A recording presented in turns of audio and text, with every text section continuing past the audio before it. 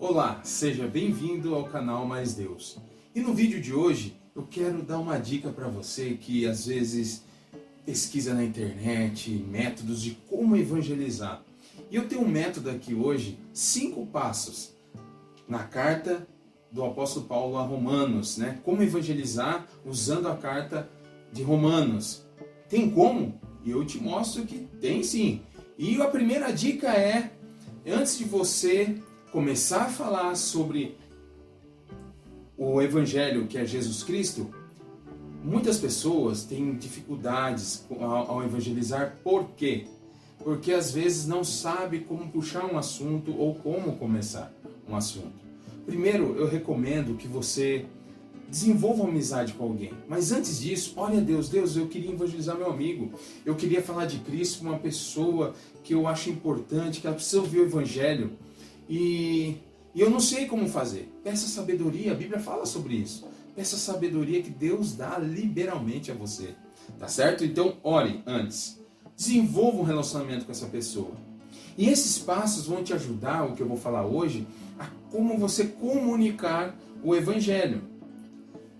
Uma observação. O que acontece? Hoje as pessoas falam muito em amor, que Deus ama a todos. Mas a Bíblia mostra que o Evangelho, sim, Deus ama o pecador, porém, nós temos que falar do Evangelho todo. Então, primeira dica, comece falando sobre a criação. Gênesis 1, Deus criou tudo perfeito. Deus criou o mundo com essa riqueza, né? Quando você, eu sou aqui do Paraná, né? Quando você vê Foz do Iguaçu, não tem como você não lembrar que foi o Senhor Cristo, né, que criou todas as coisas. Beleza, fala sobre a criação. Aí você vai para Gênesis capítulo 3 e fala o que aconteceu. Por que o pecado entrou no mundo? Deus tinha dado uma ordem para o homem não comer do fruto. E o homem desobedeceu, ouviu a voz da serpente, né? O diabo, e foi seduzido, né? E ali o homem tentou resolver o seu problema com uma justificativa, dando um jeitinho, né? Colocando aquela roupa produzida com folhas, para tentar se esconder diante de Deus. Então, a partir da queda de Adão e Eva, o pecado entrou no mundo. Então, você tem que falar o porquê, né? Que pela entrada do pecado, através da desobediência de Adão e Eva, tem que ficar muito claro.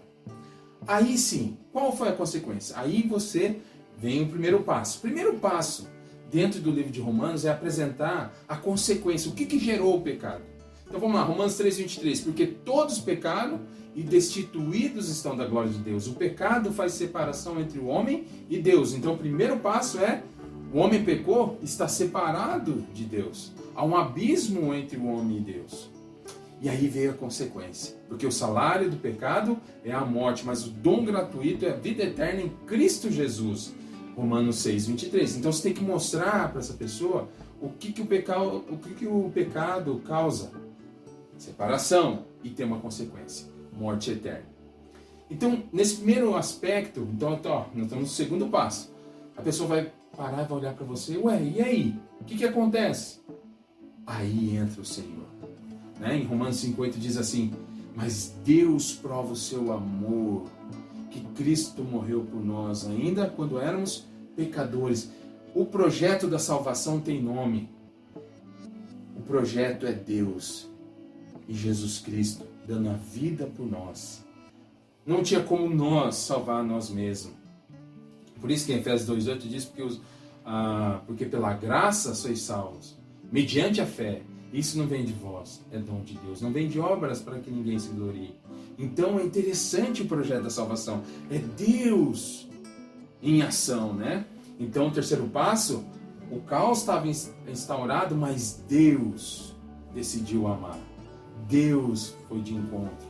Né? João 3,16 diz isso, porque Deus amou o mundo de tal maneira que deu seu Filho unigênito para que todo que nele crê não pereça, mas tenha vida eterna.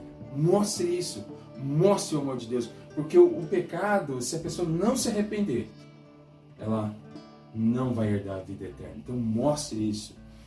Segundo, o quarto passo, né? Estamos indo para o quarto passo, que você vai encontrar em Romanos 10:9. Se com tua boca confessares e em teu coração creres que Jesus ressuscitou dentre os mortos, você será salvo. Aqui você vai pregar mais ainda um pouco sobre o Evangelho. Por quê? Você vai ter que explicar. Porque quando aparece a palavra coração aí, ou seja, se com tua boca confessar e em teu coração, ou seja, a pessoa compreendeu a mensagem do Evangelho, ela compreendeu que ela precisa de Cristo, aí sim.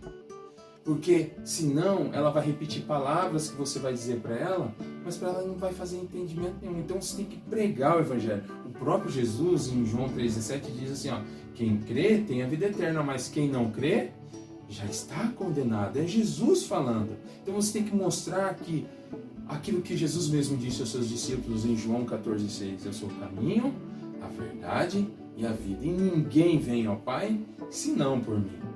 Então Jesus é o caminho, é a única capacidade, esperança a esse mundo. Então você está no quarto passo. Se a pessoa compreendeu essa verdade, aí você chegou no quinto. 10,13. Todo aquele que invocar o nome do Senhor será salvo. Uma vez que a pessoa compreendeu a mensagem do Evangelho, que você fez a exposição, não adianta.